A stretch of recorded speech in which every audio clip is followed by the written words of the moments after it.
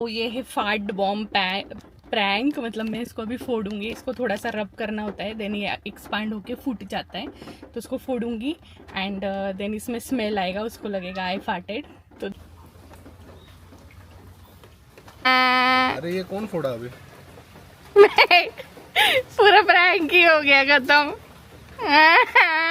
जाओ यार। अरे दिख गया मुझे वो, मैं पढ़ा उसको। तुम आ गए, वो फूट रहा ही नहीं था कब से।